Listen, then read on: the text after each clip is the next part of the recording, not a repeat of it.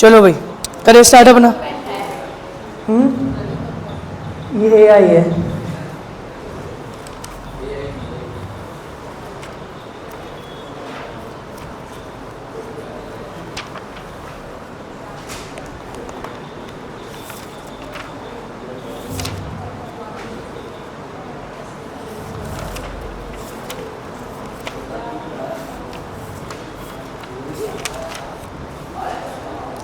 चलो भाई हम अपना नया चैप्टर स्टार्ट करने वाले हैं।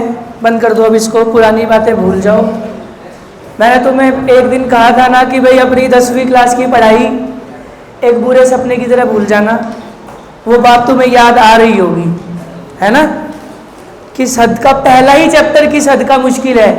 आगे तो पता नहीं क्या क्या आने वाला है तुम्हारे लिए, थर्मोडायनेमिक्स, इक्विलिब्रियम, जो तुमको रुलाएंगे नहीं, सिर्फ रुलाएंगे नहीं, खून के आंसू रुलाएंगे, इस बात को ध्यान रखना। उसी श्रृंखला में हमारा दूसरा चैप्टर आज स्टार्ट हो रहा है, शुरू हो रहा है, और वो है भाई स्ट्रक्चर ऑफ एटम।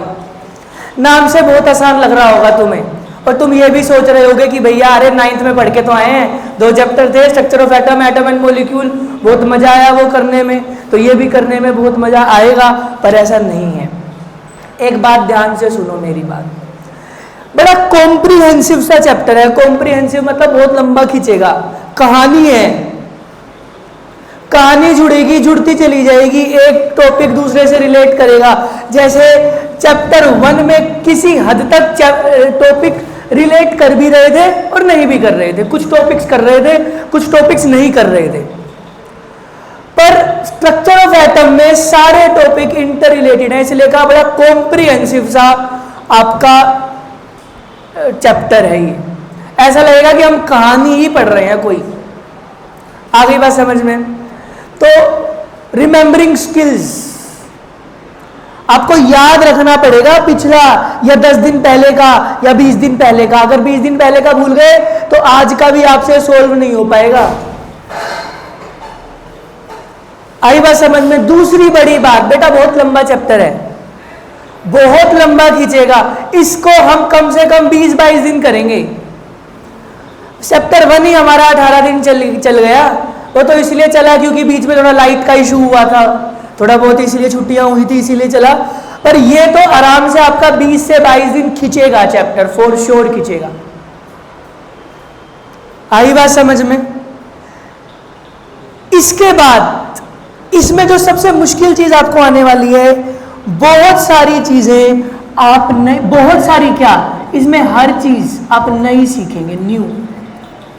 बहुत नए कॉन्सेप्ट्स आपको देखने को मिलेंगे जो आपने पहले कभी नहीं देखे।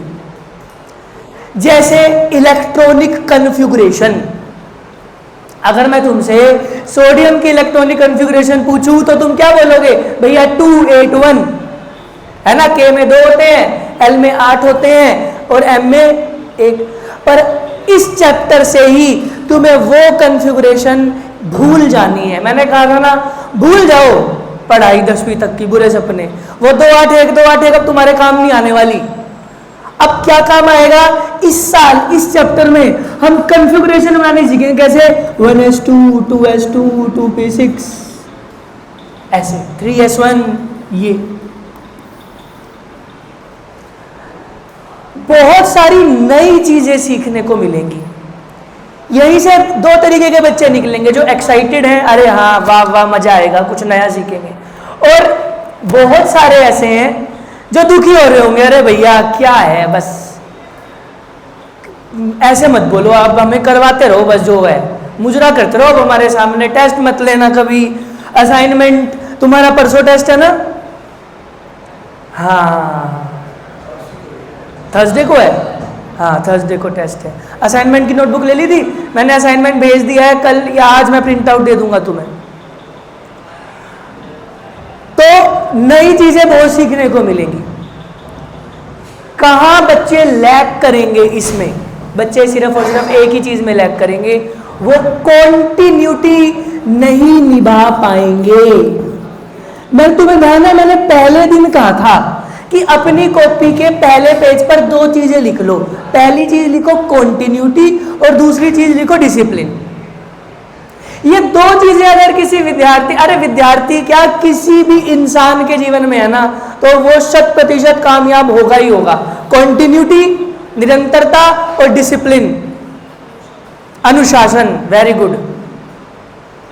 आपको कंटिन्यूस रखना है। मैंने बोला डेली रिवाइज करना है, तो वो 2 दिन तो बड़ा जोश जोश रहता है, पर वो तीसरे दिन वो जोश शिथिल पड़ता जाता है। पर इस चैप्टर में अगर तुम ऐसा दिखाओगे ना बेटा, नहीं चलेगा काम, बहुत लंबा खींचेगा ये चैप्टर। मैं पहले ही बोल रहा हूं 20 दिन 22 दिन खींचेगा। कंटिन्यूटी आपको दिखानी और डिसिप्लिन से पढ़ना है। डिसिप्लिन अर्थात इस समय केमिस्ट्री करनी है तो करके ही सोना है, चाहे हमको खाना छोड़ना पड़े, चाहे हमको अपना फोन छोड़ना पड़े, चाहे कुछ भी छोड़ना पड़े, पर करना है तो करना है। इस हद का डिसिप्लिन रख सकते हो तो ये चैप्टर तुम्हें पास, मैं कह रहा हूं बहुत अच्छे नंबर दिलवाएगा, और यही चैप्टर फेल भी करवाएगा।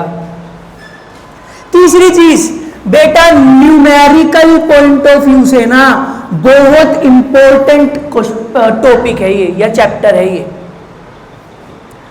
हर टॉपिक में न्यूमेरिकल है। जिसको डर लग रहा है मैथमेटिकल अप्रोच लगाने से, वो थोड़ा चौकन्ना रहना। और कैसे चौकन्ना रहेगा वो बच्चा? वो डेली रिवाइज करेगा, वो डेली वो क्वेश्चन घर पर दोबारा करेगा जो मैं यहां क्लास में करवाऊंगा। वो डेली, या अगर जो चीज नहीं समझ में आती उसकी वीडियो लेक्चर दोबारा देखेगा, और वो टॉपिक उसी दिन कर लेगा। क्यों? क्योंकि अगले दिन नया आएगा कुछ। वो ये सोच रहा है ना 10 की तरह, अरे जब पेपर होगा जब पढ़ लूंगा। बेटा मैं कह रहा हूं 100% अभी लिखवा लो फेल, अभी लिखवा लो, तुम पक्का फेल हो। तुम ये सोच रहे हो संडे को कर लेंगे, तुम ये सोच रहे हो अभी तो है टाइम। ये चैप्टर तुम्हें नानी याद दिलवा देगा। नानी क्या, पर नानी भी याद आएगी तुम्हें। इस बात को ध्यान रखना भाई, मेरी मजाक नहीं है। हाँ, समझ में आने लग गया ना तो बहुत आसान चैप्टर लेगा तुम्हारे, भैया बहुत अच्छे अच्छे टॉपिक आ रहे हैं, मजा आ रहा है। पर वही तुमने रिवीजन छोड़ दी, वही तुमने अपनी वो डिसिप्लिन छोड़ दिया, उसी दिन से मैं कह रहा हूं। और ये लिखवा कर ले लेना, हर साल का हमारा देखने का तजुर्बा है, हर साल बच्चे डूबते हैं इसमें। शुरू में तो जोश आएगा 4-5 दिन, यस करेंगे, क्योंकि लंबा खिंचता है ना। जो चीज लंबी खिंचती है ना, बच्चे भी बोर होने लगते हैं। पिछले साल के बच्चे बताओ क्या कहने लग गए थे कि भैया कुछ दूसरा चैप्टर स्टार्ट करवा दो, ये बाद में करवा देना, ये लंबा खिंच रहा है, बोर होते जा रहे हैं। बोर वही होगा जो रिवीजन नहीं करता घर पर, इस बात को ध्यान रखना। तो बोर वही बच्चा होता है जो घर पर रिवीजन नहीं करता, इस बात को ध्यान रखना। चलूं मैं आगे अब, ठीक है? डेली बेसिस पर रिवीजन। अच्छा, इस चैप्टर में आपको किसके बारे में पढ़ना है? एटम के स्ट्रक्चर में। जैसे नाम, वहीं से ही हमको समझ आ रहा है भाई, स्ट्रक्चर ऑफ एटम। अच्छा, मैं तुम्हें एटम के बारे में बताऊंगा, पर मेरी ये मजबूरी है कि मैं तुम्हें एटम दिखा नहीं सकता।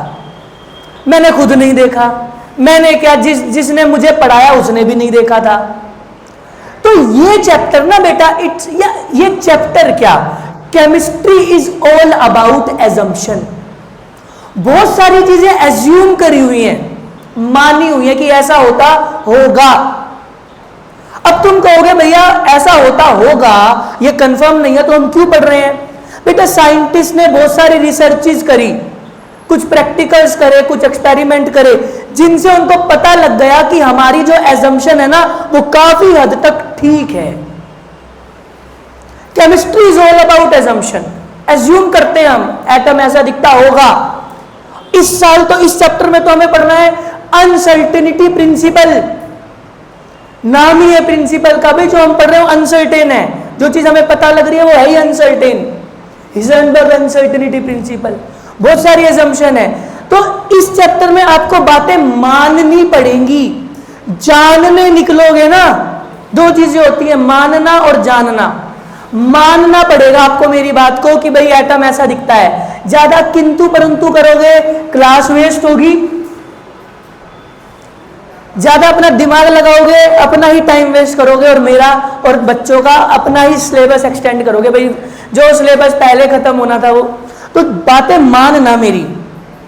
हाँ, थोड़े बहुत डाउट होते हैं वो पूछना, पर यहां पर एज्यूम करना पड़ेगा। इमेजिनेशन पावर को अपने 50x पर ले जाओ। इतना इमेजिन करना पड़ेगा आपको इसमें, इतनी स्ट्रॉन्ग इमेजिनेशन पावर आपको इसमें रखनी पड़ेगी। अरे एटम है, मेरी मजबूरी है, मैं ज्यादा से ज्यादा ना एटम को आपको ज्यादा से ज्यादा, क्योंकि स्मार्ट बोर्ड है, मैं स्फेरिकल में दिखा सकता हूं कि भाई एक बॉल है, स्फेयर है, पर उससे ज्यादा मैं आपको एटम नहीं दिखा सकता। पर इस चैप्टर में बहुत सारी ऐसी चीजें हैं जो और भी पढ़नी है बेटा, वो आपको ना इमेजिन, अपने अंदर इमेजिनेशन करनी पड़ेगी। अगर आप ये नहीं कर पा रहे हो ना, तो आप देखना लैग करोगे। आपको एक चीज में अगर किसी बच्चे को वो एक ही दिन में समझ आ गई, आपको 3 दिन लगेंगे, आप सोचते रहोगे उसके बारे में, ऐसा कैसे होता है, ऐसा कैसे होता है। तो आपको इमेजिनेशन, अपनी स्ट्रॉन्ग सोचने की क्षमता, ये चैप्टर का फितूर चढ़ जाए आपके जीवन में, फितूर। सोते जाते स्ट्रक्चर ऑफ एटम, भैया ने ये बताया था, डी ऑर्बिटल होता है, डी ऑर्बिटल की डबल डंबल शेप होती है, वो कैसे स्ट्रक्चर ऑफ एटम में फिट होता होगा। ये सब चीजें आपको, ये मैं कह रहा हूं, मतलब प्यार हो जाना चाहिए इस चैप्टर से आपको। सोते जाते structure of atom, structure of atom number दिलाएगा आपको, ये स्कोरिंग चैप्टर है। चलूं आगे। अब मेरी बात ध्यान से सुनो, स्ट्रक्चर ऑफ एटम में हमें सबसे पहले जो टॉपिक पढ़ना है ना, वो पढ़ना है बेटा सब एटॉमिक पार्टिकल।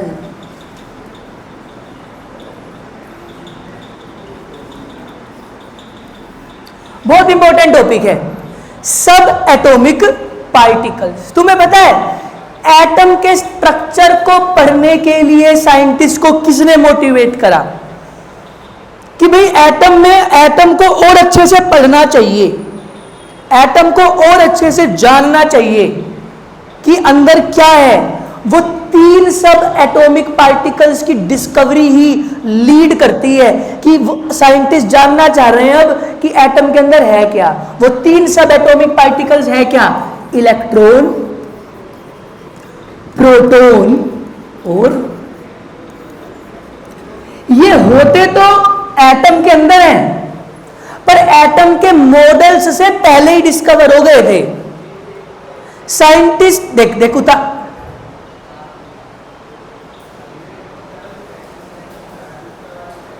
ये इन्होंने मजबूर करा भाई एटम के अंदर इलेक्ट्रॉन भी है, मतलब नेगेटिवली चार्ज स्पीशीज भी है, एटम के अंदर प्रोटॉन भी है, मतलब पॉजिटिवली चार्ज स्पीशीज भी है, कुछ पॉजिटिव भी है।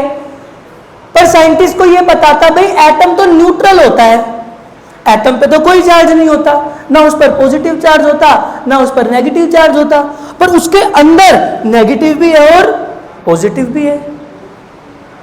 फिर ये जब इनकी डिस्कवरी हुई तब आगे मॉडल्स बने। जब साइंटिस्ट को पता लगने लगा कि भाई हाँ ये होता है, ये चीज होती है, फिर मॉडल्स बने, फिर एटम के स्ट्रक्चर बने। पर जो सबसे पहली खोज थी, वो पहला पढ़ना था, वो क्या था, इलेक्ट्रॉन्स, प्रोटॉन्स और न्यूट्रॉन्स के बारे में पढ़ना था। आ गई बात समझ में? तो लिखना, इसमें क्या पहला टॉपिक है, डिस्कवरी ऑफ सब एटॉमिक पार्टिकल्स, डिस्कवरी ऑफ सब एटॉमिक पार्टिकल्स।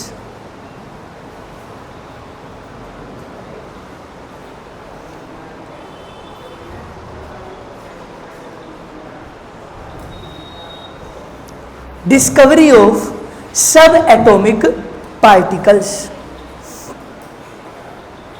वो सब एटॉमिक। अब लिखना, ये अब बनाओ, पहले ही टेपने लग जाते हो, जब बनाना है, जब नहीं बनाते अब बनाओ।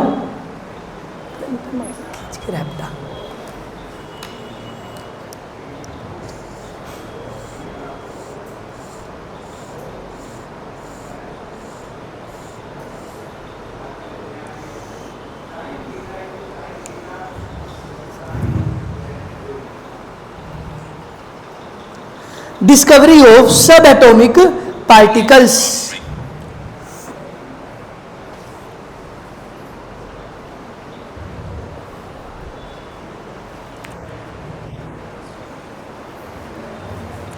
चलो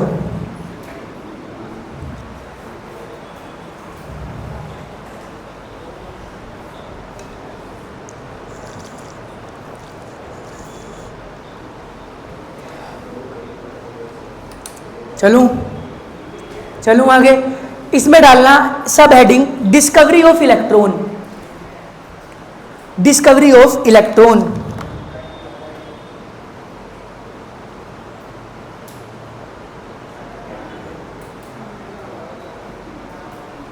डिस्कवरी ऑफ इलेक्ट्रॉन, कैसे इलेक्ट्रॉन की इजाद हुई वो ध्यान से समझना भाई। अच्छा, जो इलेक्ट्रॉन का आविष्कार था ना वो एक्सीडेंटल था। असल में साइंटिस्ट क्या पढ़ रहे थे, असल में साइंटिस्ट ये पढ़ रहे थे कि गैसेस की कंडक्टिविटी, वो जानना चाह रहे थे कि गैसेस में इलेक्ट्रिसिटी कंडक्ट करती है या नहीं, वो ये जानना चाह रहे थे। उसी के बहाने इलेक्ट्रॉन की डिस्कवरी हो गई। और कैसे हुई पहले वो समझो। ये बात समझ में है कि वो क्या करना चाह रहे थे, वो करना तो गैसेस की कंडक्टिविटी स्टडी करना चाह रहे थे कि गैसेस में करंट जा सकता है, कंडक्ट हो सकता है या फिर नहीं। उसी के बहाने इलेक्ट्रॉन की डिस्कवरी हो गई। क्या सेटअप लगाया वो समझो पहले। अब मेरी बात ध्यान से सुनना। सबसे पहले उन्होंने एक ट्यूब ली, जिस ट्यूब को बोलते हैं डिस्चार्ज ट्यूब। वो कुछ ऐसी दिखती है, this is called discharge tube. ये आपकी केमिस्ट्री लैब्स में भी होती हैं, आपकी नहीं होंगी तो बेटा आप जब ग्रेजुएशन या मास्टर्स में हो जाओगे तो बहुत सारे डिस्चार्ज ट्यूब एक्सपेरिमेंट करने पड़ेंगे आपको। इलेक्ट्रिकल इंजीनियरिंग में अगर आपका एडमिशन हो जाता है तो डिस्चार्ज ट्यूब एक्सपेरिमेंट तो बहुत होते हैं उसमें। आगे बात समझ में। उसमें हमें 2 इलेक्ट्रोड्स लगानी है, 2 इलेक्ट्रोड्स। इलेक्ट्रोड पता है ना, मेटल की प्लेट या फिर 2 रोड। यहां पर प्लेट्स हैं, पतली पतली प्लेट्स हैं, और दूसरी यहां पर लगा दी। ध्यान से समझना मेरी बात। एक प्लेट को किससे कनेक्ट कर दिया, नेगेटिव टर्मिनल से, और एक प्लेट को किससे कनेक्ट कर दिया, पॉजिटिव टर्मिनल से। नेगेटिव पॉजिटिव आपको पता होगा। जो प्लेट नेगेटिव टर्मिनल से कनेक्ट है मतलब उस पर क्या चार्ज है, नेगेटिव, तो उसको क्या नाम दिया, उसको नाम दिया कैथोड। ये जो प्लेट है इसको क्या नाम दिया, कैथोड। दूसरी जो प्लेट है वो क्या है, क्योंकि वो पॉजिटिव टर्मिनल से अटैच है, उसको क्या नाम दिया, एनोड। नेगेटिवली चार्ज क्या है, कैथोड, और पॉजिटिवली चार्ज क्या है, एनोड। आई बात समझ में। अब यहां पर साइंटिस्ट ने क्या करा, स्विच लगाया। अच्छा, साइंटिस्ट करना क्या चाह रहे थे, वो अंदर जो गैस है उसकी कंडक्टिविटी चेक करना चाह रहे थे। वो जानना चाह रहे थे कि यहां पर एक बल्ब लगाकर, यहां पर एक बल्ब लगाकर, क्योंकि यहां पर खाली स्पेस है, अगर कोई गैस कंडक्ट करती होगी इलेक्ट्रिसिटी को, ध्यान से समझना, अगर कोई गैस इलेक्ट्रिसिटी को कंडक्ट करती होगी तो करंट पास हो जाएगा और ये बल्ब जलने लग जाएगा। जब पहला अटेम्प्ट करा, अटेम्प्ट 1, सबसे पहले देखो अटेम्प्ट 1 में क्या करा उन्होंने। अटेम्प्ट 1 में उन्होंने ये करा कि पहले गैस बिल्कुल सिंपल ऐसे रखी, स्विच ऑन करा, कुछ नहीं मिला उन्हें। तो यहां से क्या पता चला, gases are the poor conductor of electricity, या गैसेस आर ऑलमोस्ट इंसुलेटर्स। यहां पर थोड़ी बहुत रोशनी मिली, बस थोड़ी बहुत, और वो भी कुछ समय के लिए। मतलब क्या करा, यहां पर जो गैस है ना, यहां पर जो गैस है उस गैस ने बहुत कम कंडक्टिविटी दिखाई है, मतलब बहुत कम चार्ज। अरे क्या है कंडक्टिविटी, फ्लो ऑफ चार्जेस ना, हम 10th में पढ़कर आए हैं। इलेक्ट्रिसिटी क्या है, फ्लो ऑफ चार्जेस। यहां से यहां कंडक्टिविटी नहीं हुई, इसका मतलब क्या है, यहां से यहां चार्जेस फ्लो नहीं हुए। इसका मतलब क्या, यहां से साइंटिस्ट को पता चला कि gases are poor conductor of electricity. तो यही साइंटिस्ट करना चाह रहे थे, वो यही पता लगाना चाह रहे थे कि गैसेस कंडक्टर हैं या नहीं है। ये तो उनको पता चल गया। अब आगे उन्होंने अटेम्प्ट 2 में क्या करा, अटेम्प्ट 2 में उन्होंने एक चीज करी कि यहां पर एक वैक्यूम पंप लगाया, इवैक्यूएटेड पंप भी जिसे बोलते हैं। वो क्या करा, उसने ज्यादातर गैस को खींच लिया और प्रेशर बहुत कम कर दिया। कितना कर दिया? 10 की पावर -4 मिल mmHg। 10 की पावर माइनस मतलब कम करा, वैक्यूम क्रिएट करा। तो साइंटिस्ट क्या ऑब्जर्व करते हैं कि यहां से यहां पर थोड़ी सी कंडक्टिविटी बढ़ी, मतलब यहां पर ग्लो बढ़ा। और जब अटेम्प्ट 3 करा ना, अटेम्प्ट 3 में देखो क्या करा उन्होंने। इसी अटेम्प्ट से इलेक्ट्रॉन की डिस्कवरी होगी, समझना। अटेम्प्ट 3 में उन्होंने क्या करा? प्रेशर बहुत ज्यादा कम कर दिया, मतलब बिल्कुल बहुत ज्यादा वैक्यूम क्रिएट कर दिया यहां पर, ऑलमोस्ट, मतलब कुछ भी नहीं है इसके अंदर, यहां पर बहुत ज्यादा वैक्यूम। और क्या करा? हाई वोल्टेज, इतनी हाई वोल्टेज, अप्रोक्सीमेटली 10,000 वोल्ट, इतनी ज्यादा पोटेंशियल डिफरेंस की बैटरी उन्होंने लगाई, 10,000 वोल्ट की बैटरी लगाई तीसरे अटेम्प्ट में। और देखना चाहा क्या हो रहा है यहां पर। फिर तीसरे अटेम्प्ट में उन्हें देखने को मिला कि कुछ रेज यहां से यहां जा रही हैं, कुछ रेज यहां से यहां जा रही हैं। और यहां पर उन्होंने क्या लगाया? एक ग्रीन कलर का एक मटेरियल लगाया, जिस मटेरियल को बोला फोस्फोरेसेंट material.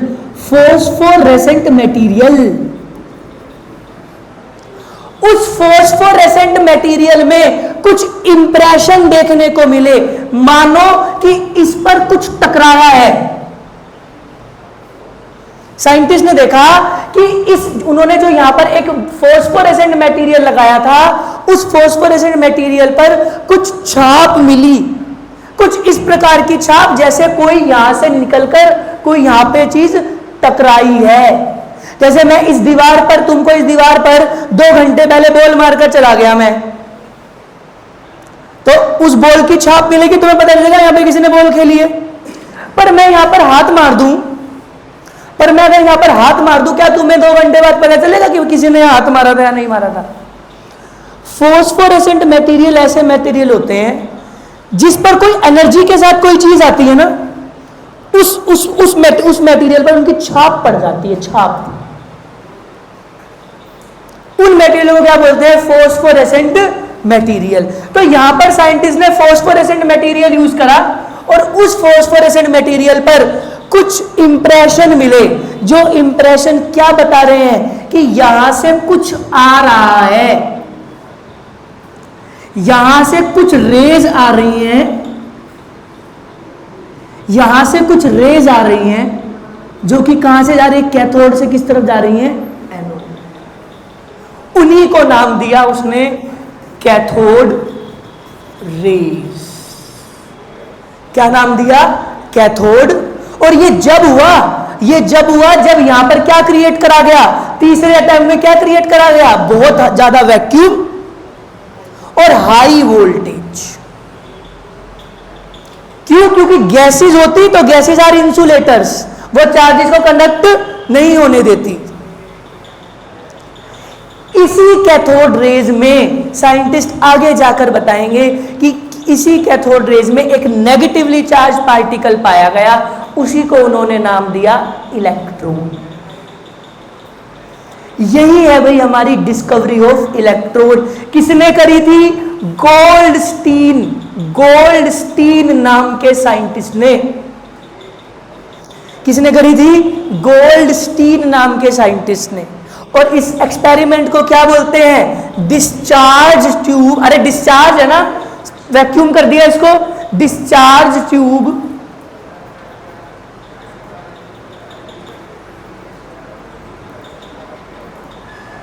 Experiment, discharge tube experiment of Goldstein. Goldstein नहीं, एक मिनट, शायद विलियम क्रूक है, एक मिनट रुक जाओ। हाँ सॉरी, गोल्डस्टीन उसमें आएगा। गोल्डस्टीन न्यूट्रॉन में आएगा भाई, ये विलियम क्रूक है।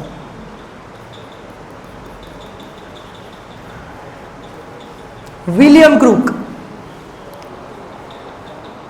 इस एक्सपेरिमेंट के द्वारा क्या हुआ, इलेक्ट्रॉन की जब डिस्चार्ज ट्यूब को, जब ये दोनों हमारे काम के नहीं है, यहां से कुछ नहीं मिला उन्हें, ये तो मैंने कहा ना, करना क्या चाह रहा था साइंटिस्ट, वो करना चाह रहा था कि गैसेस कंडक्ट करती है कि नहीं करती। पहले अटेम्पट से पता चल गया भाई हाँ गैसेस आर इंसुलेटर, क्योंकि जब यहां पर कुछ गैस थी, यहां पर जब कुछ गैस थी तो कुछ नहीं हुआ, पर तीसरे अटेम्प्ट में जब यहां पर बहुत ज्यादा वैक्यूम क्रिएट कर दिया गया और हाई वोल्टेज, तो क्या, हाई रेज। लिखना, William crook took a discharge tube,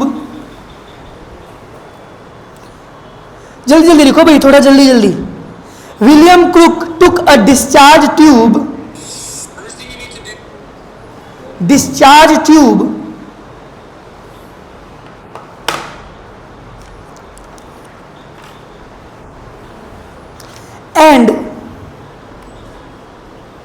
and cathode and anode as electrode are, and cathode and anode are inserted in it, cathode and anode are inserted in it, which are negatively and positively charged, which are negatively and positively charged respectively, negatively and positively charged respectively.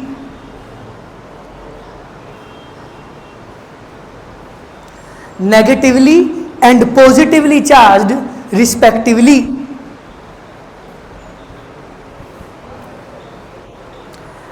Direct हम लिखेंगे at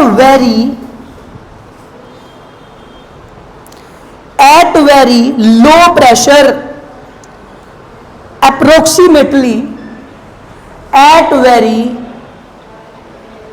low pressure, approximately 10 raised to power minus 4, 10 raised to the power minus 4 to 10 raised to the power minus 2, 10 raised to the power minus 9 atm,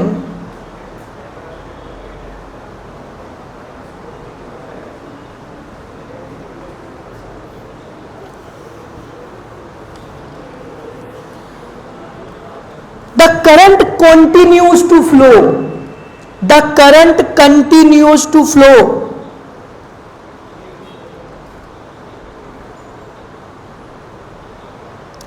This shows that some invisible rays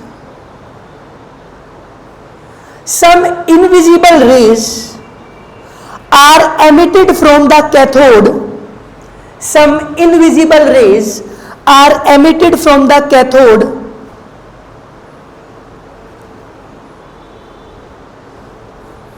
which pass through the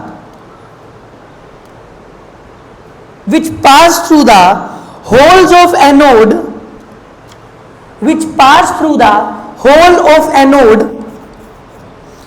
if anode is, which pass through the hole of anode if anode is perforated.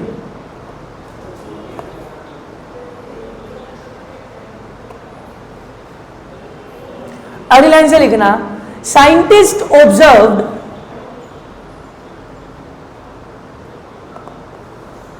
the impression of striking, scientists observed the impression of striking on the phosphorescent material,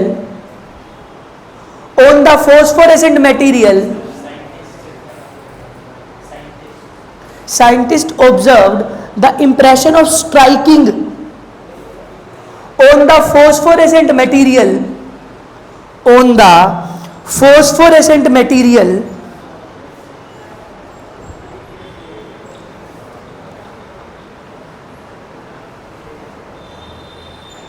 on the phosphorescent material bracket में ZnS, bracket में लिखना ZnS ऐसे, zinc sulphide.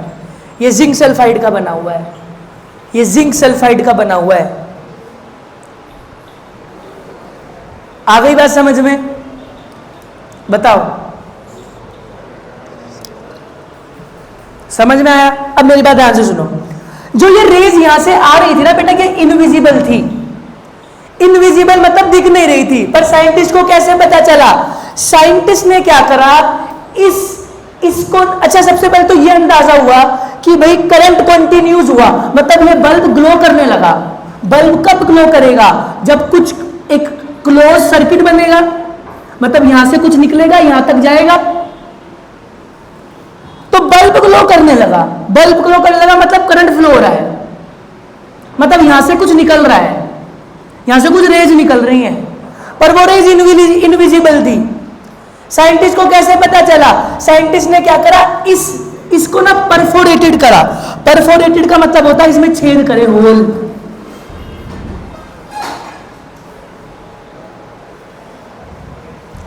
इसमें क्या करे? Whole करे, whole, छेद करे, छेद। उन छेदों में से जो ये रेज निकल रही थी वो कहां पर जाकर टकराई? इस फोस्फोरेसेंट मटेरियल। भाई थोड़ा ध्यान से सुनो, इन छेदों में से जो रेज थी वो कहां जाकर टकराई? इस फोस्फोरेसेंट मटेरियल पर। इस फोस्फोरेसेंट मटेरियल पर साइंटिस्ट को क्या मिले? इंप्रेशन मिले। इंप्रेशन मतलब निशान मिले। यहां से पता चला कि यहां से कुछ आ रहा है और यहां पर वो खत्म हो रहा है। जिन रेज को नाम दिया उन्हें कैथोड रेज। लेकिन the rays which are emitted from cathode या the negatively charged rays which are emitting from cathode, the negatively charged rays which are emitting from cathode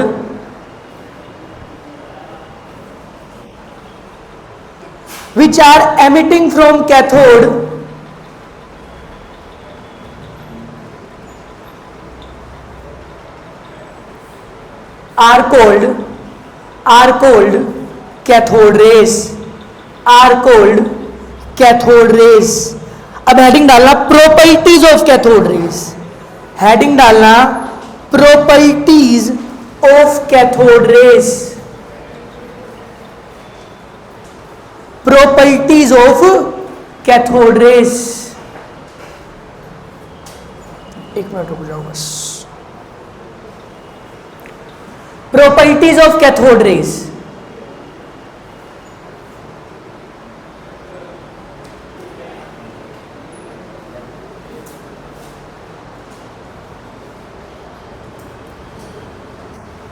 देखो भाई, इन कैथोड रेस की कुछ प्रॉपर्टीज हैं। इन कैथोड रेस की क्या है? कुछ प्रॉपर्टीज। पहली property, cathode ray travel in a straight line and produces a sharp shadow of an object placed in their path. जिस प्रकार, देखो मेरी बात ध्यान से सुनना, मान लो ये लाइट की रेज है, लाइट की रेज इससे टकरा रही है, तो इसकी शैडो पीछे बनती है ना। सनरेज आ रही है मेरी तरफ, सनरेज आ रही है तो मेरी परछाई बन रही है। देखो ये रेज, ये मेरी परछाई तो है। ऐसे ही अगर कैथोड रेज के रास्ते में कोई ऑब्जेक्ट आएगा तो वो उसके पीछे क्या बनाएंगी? शैडो। ये उसकी प्रॉपर्टी है। आगे बात समझ में? दूसरी, cathode ray are made up of material particle as they can rotate a light paddle wheel. क्या समझाने का मतलब है? यहां पर समझो पहले। देखो, अगर मैं यहां पर ना एक पैडल व्हील रख देता हूं, मतलब एक पंखा रख देता हूं, तुमने देखा है वो जो पेपर का बनते क्या बोलते हैं उसको, खेलते हैं बच्चे उससे, ऐसे होती है वो, ऐसे उसमें ये ऐसे इसमें वो लगी होती है। तुम उसको ऐसे रख दो, वो अपने आप घूमेगा। क्यों घूमेगा? क्योंकि हवा उसे घुमा रही है। अगर मैंने वैसी ही चीज यहां पर रख दी, इस डिस्चार्ज ट्यूब में रख दी, अच्छा, इस डिस्चार्ज ट्यूब में तो कोई हवा नहीं है ना, क्यों? क्योंकि मैंने पहले ही बता दिया, मैंने इवैक्यूएट कर दिया इसको, प्रेशर बहुत ज्यादा रिड्यूस कर दिया है। तो ये पंखा घूमेगा, क्यों घूमेगा? क्योंकि कैथोड रेज क्या हो रही हैं, इससे क्या टकरा रही हैं। जिस प्रकार एक पार्टिकल दूसरे पार्टिकल से टकराता है तो उसको मूव करता है, हवा क्या है, हवा के पार्टिकल्स है, वो उस पंखुड़ी के पार्टिकल से टकरा रहे तो इस कारण वो क्या हो रही है, मूव हो रही है। तो बेटा उसी प्रकार यहां पर ये शो कर रहा है कि जो हमारी कैथोड रेज है ना वो पार्टिकल्स की तरह है, मतलब पार्टिकल नेचर की है। जिस प्रकार एक पार्टिकल होता है ना, जैसे पेन एक पार्टिकल है, मैं एक पार्टिकल हूं, ये बोतल एक पार्टिकल है, उसी प्रकार cathode rays are also a particle nature. आई बात समझ में? तीसरा, cathode ray carry negative charge and deflected towards positive plate. अगर मैं, ध्यान से सुनो, अगर मैं इस एक्सपेरिमेंट में 2 प्लेट लगा दूं, ध्यान से सुनना, अगर मैं इस एक्सपेरिमेंट में 2 प्लेट लगा दूं, 2 प्लेट मतलब यहां पर एक प्लेट लगा दूं, एक नेगेटिवली चार्ज प्लेट लगा दूं और एक, तो जो ये कैथोड रे होंगी ना, कैथोड रे यहां से निकलेंगी और यहां पर मुड़ जाएंगी। क्यों? क्योंकि इन कैथोड रे में कैसा चार्ज है, नेगेटिव चार्ज है, वो पॉजिटिव की तरफ क्या होगी, अट्रैक्ट होगी। ये इसकी चौथी प्रॉपर्टी है, क्या? कि cathode rays carry negative charge. अगली प्रॉपर्टी हमारी है ये, cathode rays are also deflected in magnetic field. अगर मैं कैथोड रे को किसी मैग्नेटिक फील्ड में रखूंगा, या फिर बहुत आसान शब्दों में कहूं, किसी मैग्नेट के चारों तरफ रखूंगा, तो इसमें डिफ्लेक्शन आएगी, जो क्या शो करता है, इसका नेगेटिव नेचर। फिर cathode ray produces heating effect, ये इसकी बहुत अच्छी प्रॉपर्टी है।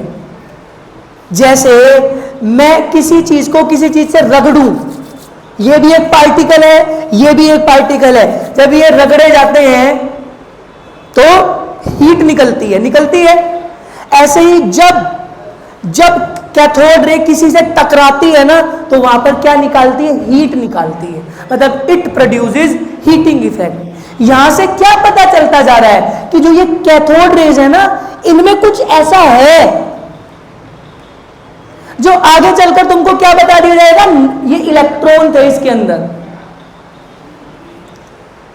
क्योंकि इलेक्ट्रॉन पार्टिकल नेचर के होते हैं, मतलब इसके अंदर नेगेटिवली चार्ज पार्टिकल हैं जो हीटिंग इफेक्ट दे रहे थे, जो किसी मटेरियल से टकरा रहे थे तो उसको वो मूव करवा रहे थे। आ रही है मेरी बात समझ में? अब देखो, cathode ray cause ionization of gas, ये गैस को आयोनाइज करते हैं। जैसे किसी गैस को पॉजिटिव और नेगेटिव में बदल देंगे, H2 को H+ और H- में बदल देंगे, आयोनाइज कर देना। NaCl को Na+ और Cl- में बदल देंगे, ऐसा। आई बात समझ में? Cathode rays produces X rays when they strike, ये ज्यादा इंपॉर्टेंट नहीं है। Cathode ray produces green fluorescence on the glass wall coated with zinc sulphide, मतलब यहां पर आपको जो ये फॉस्फोरेसेंट मटेरियल है ना, यहां पर वो ग्रीन कलर के इंप्रेशन मिलेंगे साइंटिस्ट को, कि मानो यहां पर कोई चीज टकराई है। बताओ मेरी बात समझ में आ रही है? नेक्स्ट प्रॉपर्टी है कैथोड रे अफेक्ट फोटोग्राफिक प्लेट, ये भी छोड़ दो। Cathode ray possesses penetrating power and can pass through the thin metal foil. Penetrating power है इनके पास, कैथोड रेज के पास। पेनिट्रेटिंग पावर मतलब किसी के अंदर महीन से महीन चीज के अंदर जा सकती है, पेनिट्रेट कर सकती है।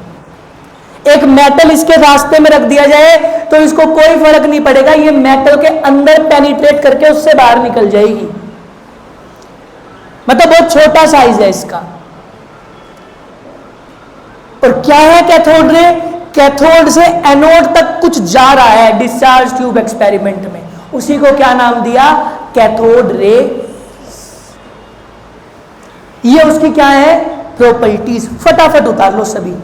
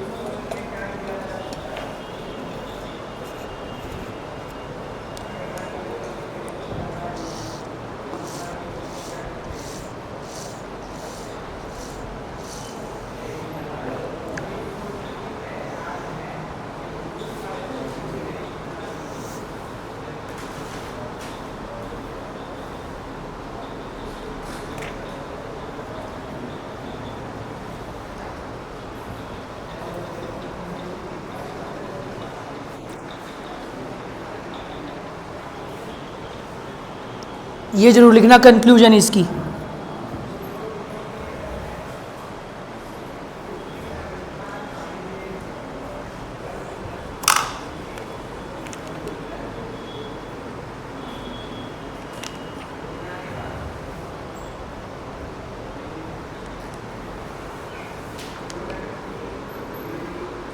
इसका उतनी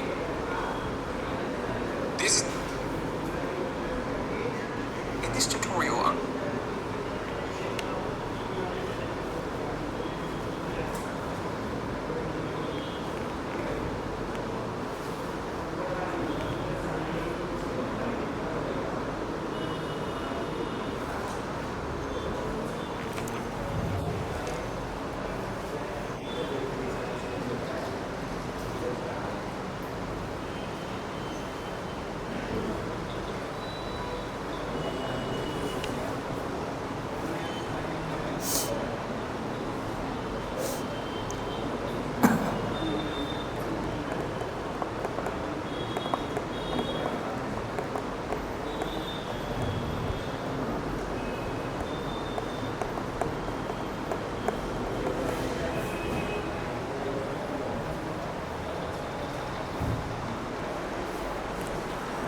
हो गया। ये कंक्लूजन जरूर लिखना।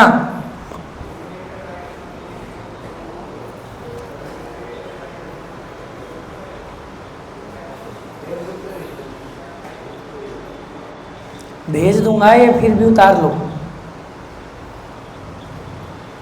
मैं पूरे नोट्स ही भेजूंगा कल तुम्हें, सब पूरे चैप्टर के।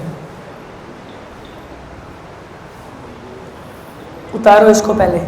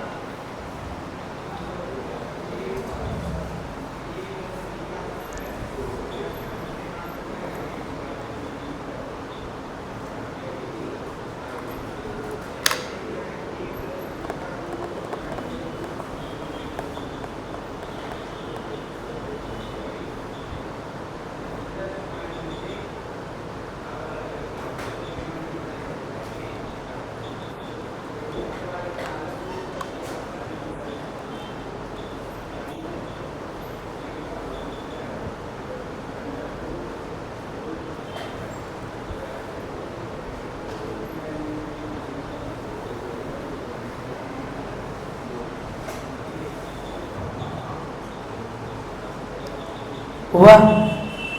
ये और उतार लेना।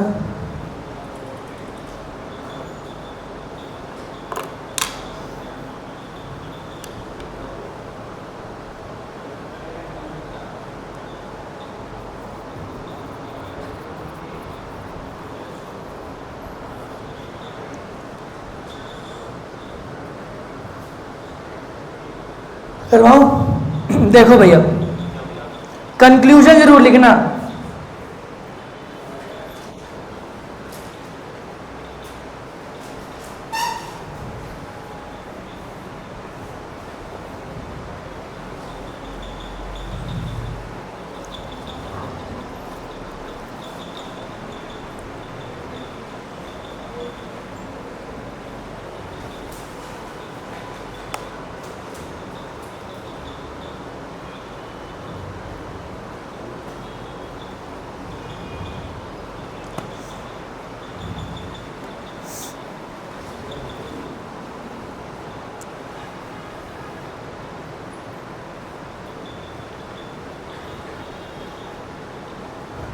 देखो भैया मेरी बात ध्यान से सुनना, ये जो लास्ट में कंक्लूजन है ना, ये साइंटिस्ट ने इन कैथोड, या पहले उतारू चलो,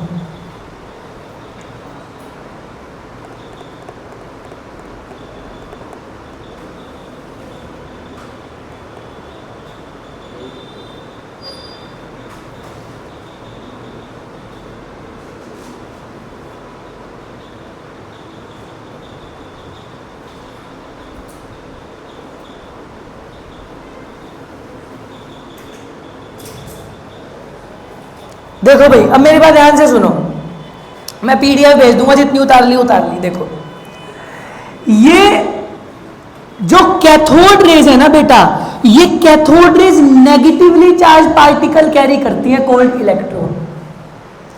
कौन उस पंखे को मूव करवा रहा था?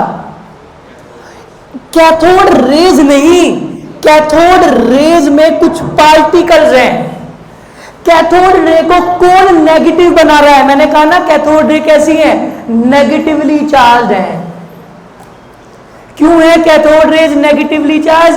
क्यों? क्योंकि यहां से साइंटिस्ट ने बताया कि कैथोड रेज में ना कुछ पार्टिकल्स हैं, कैथोड रेज में कुछ पार्टिकल हैं, जिन पार्टिकल्स को क्या नाम दिया उन्होंने लेटर ऑन? इलेक्ट्रॉन्स। क्यों कैथोड रेज पॉजिटिव प्लेट की तरफ अट्रैक्ट हुई? क्यों? क्योंकि कैथोड रेज क्या है? Negatively charge. Cathode ray negatively charge क्यों है? क्योंकि cathode ray carry negatively charge material particle called, मतलब साइंटिस्ट को पता लगा कि कुछ पार्टिकल्स हैं कैथोड रेज के अंदर बेटा, कुछ पार्टिकल्स हैं। मतलब ये जो रेज है ना, ये जो रेज है, ये खाली रेज नहीं है, इन रेज के अंदर छोटे छोटे क्या हैं? पार्टिकल्स हैं। और उन पार्टिकल्स में क्या चार्ज है? नेगेटिव। और इन्हीं नेगेटिवली चार्ज पार्टिकल को साइंटिस्ट ने क्या नाम दिया? इलेक्ट्रॉन्स।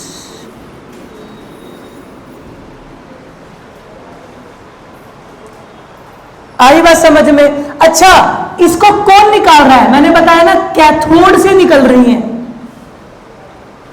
ध्यान से समझना, बहुत इंपॉर्टेंट बात बता रहा हूं। कहां से निकल रही है ये? कैथोड से निकल रही है ना। कैथोड किसी मेटल की तो बनी होगी, ध्यान से समझो। कैथोड किसकी बनी होगी? किसी मेटल की। मेटल के क्या होंगे? मेटल के अंदर क्या होंगे? मेटल के, मतलब जो ये इलेक्ट्रॉन दे रहे हैं ना, वो कौन दे रहे हैं? एटम के अंदर जो इलेक्ट्रॉन, मतलब इस मेटल के अंदर कुछ एटम्स हैं। मैंने बताया ना कैथोड रे कहां से ट्रेवल कर रही है? कैथोड से। अरे कैथोड मेटल की होगी ना। मेटल क्या दे रहा है? Cathode rays. कैथोड रेज मतलब उसमें इलेक्ट्रॉन है। इलेक्ट्रॉन कहां से आ रहे हैं? जो उस मेटल के एटम के अंदर से। यहां से साइंटिस्ट को स्ट्राइक होगा, भाई इस एटम के अंदर कुछ इलेक्ट्रॉन, मतलब ये जो पार्टिकल है ना, ये सब एटॉमिक है। सब एटॉमिक मतलब ये एटम के अंदर से आ रहा है। ये जो एटॉमिक पार्टिकल है, ये सब एटॉमिक पार्टिकल है, ये एटम के अंदर से आ रहा है। आ रही है बात समझ में? और वो क्या है? Negatively charge particle called electron. आ गई बात समझ में? बताओ, यहां से डिस्कवरी हुई एक नेगेटिवली चार्ज पार्टिकल की। अच्छा, वो मटेरियल पार्टिकल है, जैसे उसमें लिखा था ना मैंने, इलेक्ट्रॉन क्या है? एक मटेरियल पार्टिकल है। मटेरियल, जैसा मटेरियल होता है ना, ये पेन एक मटेरियल है, ये बोतल एक मटेरियल है, ये एक फोन एक मटेरियल है। तो यहां पर क्या उसको बोला गया? इलेक्ट्रॉन क्या है? एक मटेरियल पार्टिकल। इसीलिए तो पंखे से टकराकर पंखे को हिला रहा था। जब एक मटेरियल दूसरे मटेरियल से टकरा तभी हिलता है वो। रेज इसको वेव्स नहीं हिला सकती। तुम्हें पता है हमारे चारों तरफ बहुत सारी वेव्स भी हैं। तुम्हें पता है ना, ये बात का तो पता है ना। मेरा फोन चल रहा है, क्यों? क्योंकि फोन में वेव्स आ रही हैं। वो इसको हिला पा रही है? नहीं, क्योंकि वो पार्टिकल नेचर की नहीं है। कौन हिला पा रहा, मैं इसमें पेन ठोक कर मारूं जब हिलेगा ये। क्यों? क्योंकि पेन भी पार्टिकल नेचर का है और ये भी पार्टिकल नेचर का है। तो यहां से जो समझ में आया ना कि इलेक्ट्रॉन कैसे नेचर का है, पार्टिकल नेचर का। और कैसा है, नेगेटिवली चार्ज्ड है। अब ध्यान से समझना, किसी भी चीज के दो तरीके के एनालिसिस हो सकते हैं, या किसी भी चीज को पढ़ने के दो तरीके के एस्पेक्ट्स हो सकते हैं।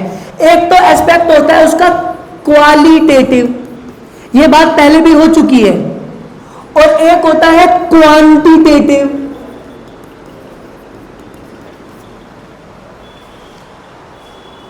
मैंने क्या बोला, मैंने बोला इलेक्ट्रॉन नेगेटिवली चार्ज पार्टिकल है। इलेक्ट्रॉन क्या है, नेगेटिवली चार्ज पार्टिकल। ये उसकी क्या है, क्वालिटी। नेगेटिव होना क्या है, क्वालिटी। पर अगर तुम मेरे से पूछो भैया कितना नेगेटिव, एक नेगेटिव, 2.4, 1.6, 1.8, कितना नेगेटिव, वो क्या है उसकी क्वांटिटी। कितना नेगेटिव, तन में सोतड़ू है, सो रहा है, ये उसकी क्वालिटी है।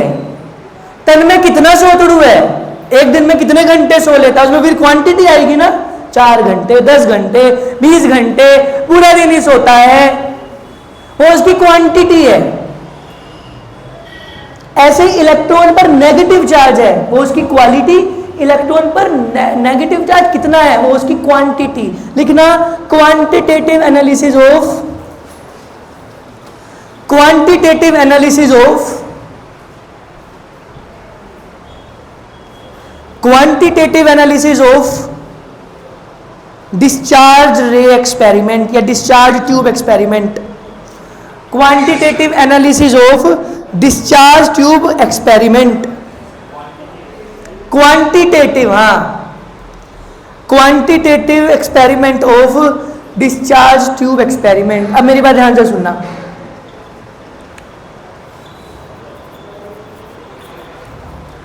साइंटिस्ट ने बाय एक्सपेरिमेंटल फॉर्मुलेशन या एक्सपेरिमेंटल टेक्निक्स ये पता लगा लिया था कि जो इलेक्ट्रॉन पर जो चार्ज है ना वो नेगेटिव तो है, पर कितना नेगेटिव, 1.6 इंटू 10 की पावर माइनस 19। ये जो आपने 10th में ही पढ़ा था, ये तो आपने 10th में भी पढ़ा था कि इलेक्ट्रॉन पर, एक इलेक्ट्रॉन पर कितना चार्ज होता है, माइनस का तो होता है, पर कितना माइनस, 1.6 इंटू 10 की पावर। ये आ गई ना, क्वांटिटी आ गई ना, एक वैल्यू आ गई ना, तो दिस इज क्वांटिटेटिव। आगे बात समझ में, लिखो चार्ज ऑन इलेक्ट्रॉन।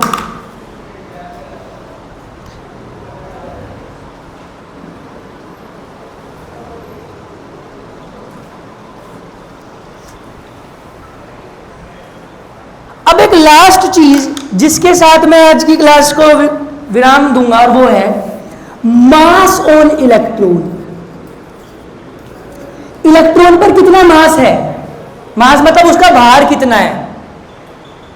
अरे मैंने तुम्हें पिछले चैप्टर में समझाया, यही चीज, इतनी सी चीज भी नहीं उतार पा रहे तुम 1 मिनट में, 1 सेकंड में। अबे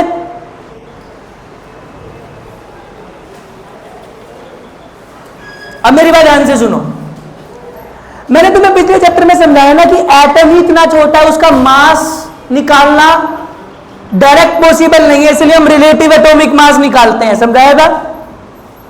तो एटम के अंदर इलेक्ट्रॉन है, उसका मास निकालना तो प्रैक्टिकली तो मान लो इम्पॉसिबल ही है।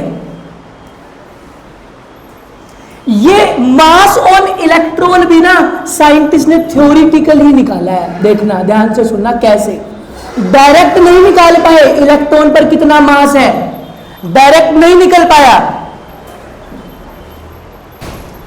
पेन पेपर पर कुछ प्रयास करा और मास ऑफ इलेक्ट्रॉन निकाल दिया। कैसे निकाला, ध्यान से समझो।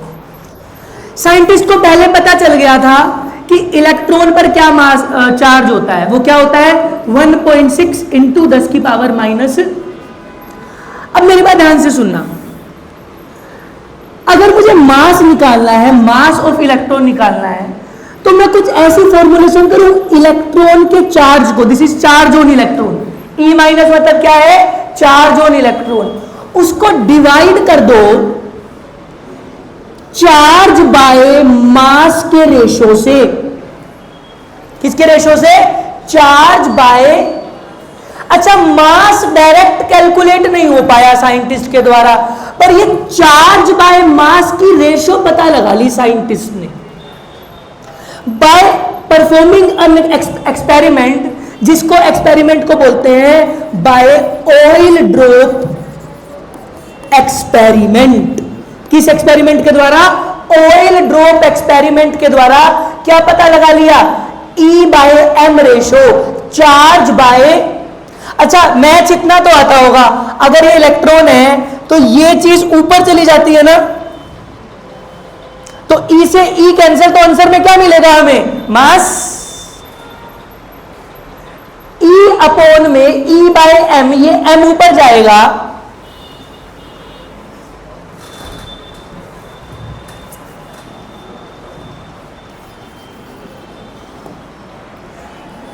अपॉन में E बाय एम, ये M ऊपर जाएगा तो क्या होगा, E इंटू एम बाय ई, से E कैंसिल, तो क्या बचेगा हमारे पास, मास ऑफ इलेक्ट्रॉन। अच्छा E की वैल्यू हमें पता है कितनी, 1.6 इंटू 10 की पावर माइनस, इसमें सिर्फ मैग्नीट्यूड लेंगे, माइनस नहीं लेंगे। और E बाय एम जब साइंटिस्ट ने एक्सपेरिमेंटली कैलकुलेट करा तो कितना आया, 1.76 इंटू 10 की पावर 8 ग्राम पर कूलम्ब। तो ये E पहले समझो, उभी उतारो मत, ये E बाय एम क्या है, मैं इस पर दोबारा लिखता हूं, देखो हमें मास ऑफ इलेक्ट्रॉन निकालना है, तो थ्योरेटिकली कैसे निकाला साइंटिस्ट ने, चार्ज ऑन इलेक्ट्रॉन को ना चार्ज बाय मास से डिवाइड कर दिया।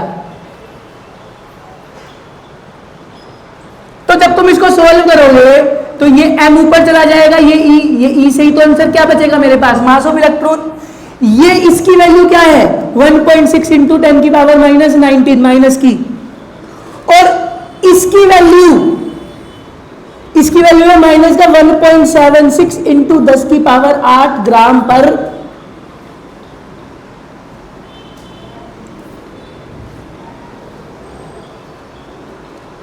आई बात समझ में, जब तुम इसको सोल्व करोगे तो हमारे पास आंसर आएगा 9.1, मतलब मास ऑफ इलेक्ट्रॉन आएगा 9.1 इंटू 10 की पावर माइनस 28 ग्राम।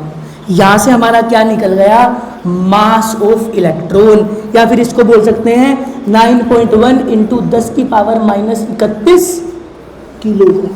वो आया इससे, इसको इससे डिवाइड कर दिया, चार्ज ऑफ इलेक्ट्रॉन को चार्ज बाय मास से डिवाइड कर दिया, और चार्ज बाय मास रेशो किससे निकली, मिलीकन्स ऑयल ड्रॉप एक्सपेरिमेंट। क्या होता है ये बाद में देखेंगे, पेपर में नहीं आना तुम्हारा, सीबीएसई में तो बिल्कुल नहीं आना।